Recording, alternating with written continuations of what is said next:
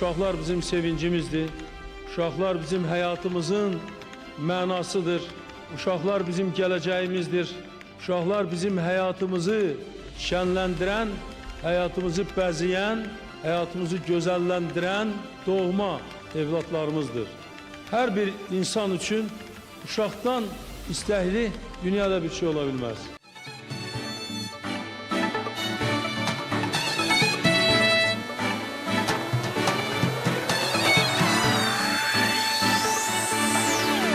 Hələ yaşayıram, gəlir nəfəsim, vətən uğrunda döyünür nəfsim.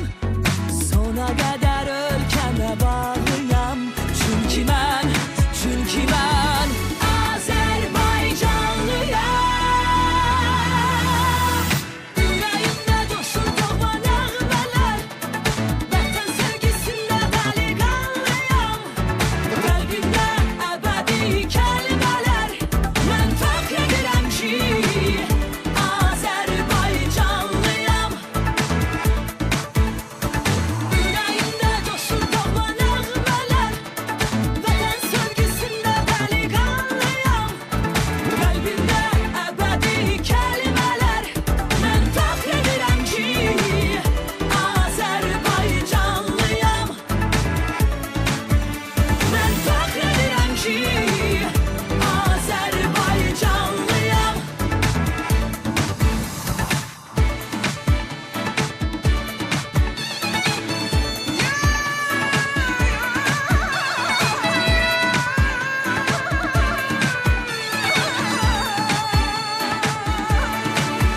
Odlar yurdumun azad gençleri, üç renkli bayrakla ordumda ilerli.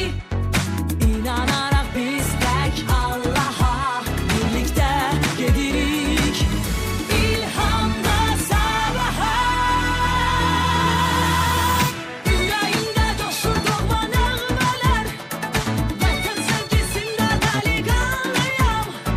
Qəlbimdə əbədi kəlmələr, mən fəxr edirəm ki, Azərbaycanlıyam. Yüreğimdə coşur doğma nəğmələr, vətən sevgisində dəli qanlıyam. Qəlbimdə əbədi kəlmələr, mən fəxr edirəm ki, Azərbaycanlıyam. Mən fəxr edirəm ki, Azərbaycanlıyam. Mən fəxr edirəm ki, Azərbaycanlıyam. Mən fəxr edirəm ki, Azərbaycanlıyam. Mən həmişə fəxr etmişəm. Bu gün də fəxr edirəm ki, mən Azərbaycanlıyam.